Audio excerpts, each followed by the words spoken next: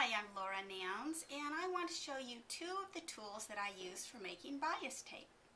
The first one is called the Fast Turn tool, and this tool comes with two parts.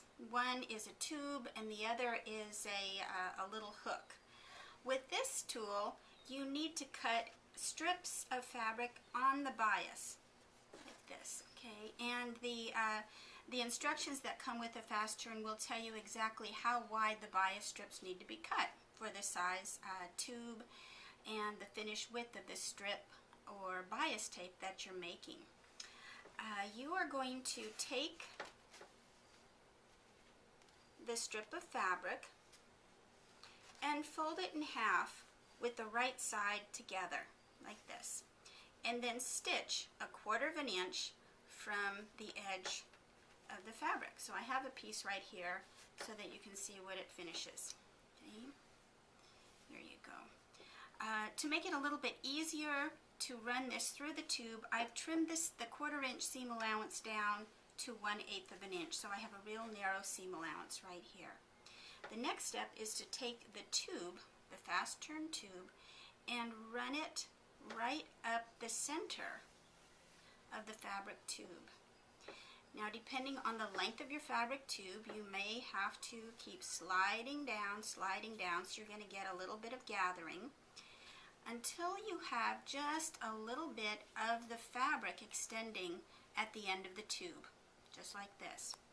Then pick up the hook tool, and this has, not sure if you can see it, but it has just a little curly cue at the end of the wire hook. So run this hook right up the middle of the tube, okay? And what will happen is it's going to extend out the end. You want to carefully fold this extension of fabric so that it comes over the end of the hook, okay? Now what I'm doing is I'm just turning the hook away from myself, so I'm turning it clockwise so the hook becomes fully engaged into the end of that fabric. And then carefully, and you really need to be careful and slow with this, you're going to pull the end, and as you pull, notice what I'm doing with my free hand. I'm just releasing the gathers so that you don't lose the grip on the end that's attached to the opposite end of the fabric. Okay, so I'm just going to keep pulling all the way up. Once you have the fabric come through the opposite end, then you're home free. So you can turn the little hook in the opposite direction and then give a nice tug so that the fabric tube comes all the way through. It's really a wonderful way to make these bias tubes. They're also great if any of you do dressmaking. They make super little spaghetti straps. And like I said, they come in a variety of widths, so you've got many options here.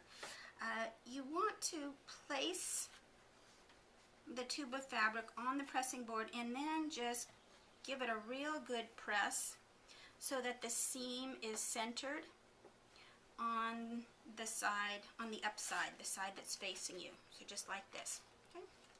All the way down, full length of this. There you go. Okay, so now this is ready for you to attach to your fabric, background fabric. They make excellent stems, vines, and outlines, and I'll show you in a minute how I've used them on some of the blocks. It's nice and flat. Okay, so that's the Fast Turn tool. The second tool that I like for making the bias strips is the Clover Bias Maker.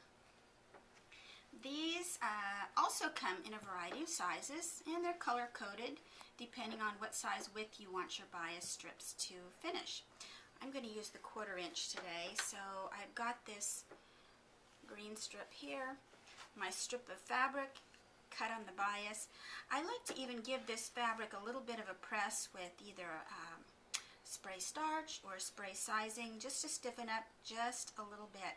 Now the instructions will tell you exactly how wide to cut your strips to give you the finished folded bias strip that you need.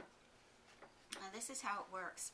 With the right side of the fabric face up, you're going to insert, let me flip this, insert the strip right into this tool. And because the strips have been cut on the bias, they generally have a nice pointed diagonal end that will work easily through the tool. Okay, notice how it starts coming out the opposite end. Okay, you want a little bit of an extension, and then carefully flip the tool over, and if you will work on a pressing surface that will let you pin into it, it will just make it so much easier. Okay, so you've got the wrong side of the fabric strip facing up.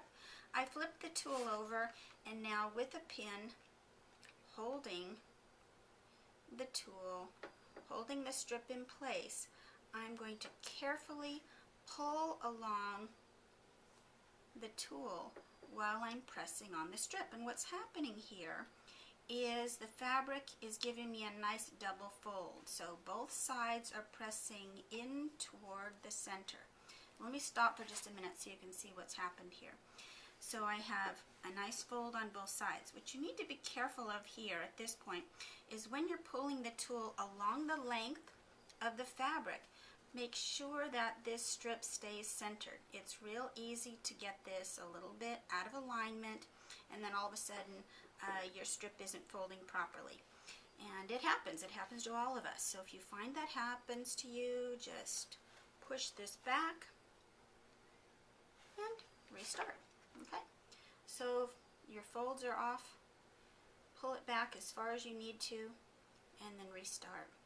What I like about this particular tool, actually I like both of them, but what I like about this one is the strip is cut narrower, so you are going to get a much finer and a much thinner finished bias strip. Okay, then go ahead and give it a nice crease on the right side.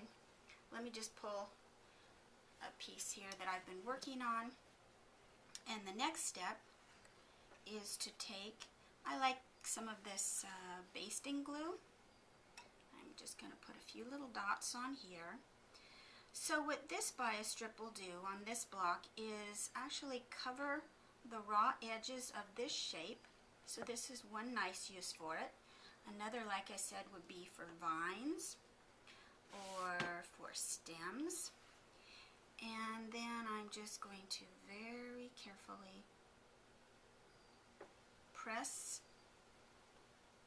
the bias tape in place over the edge of the shape. And once it's in position, I give it a nice press. And the edges are ready to be stitched down either by hand or by machine. So those are the two tools that I like best for making my bias tape, and I hope you will enjoy them too.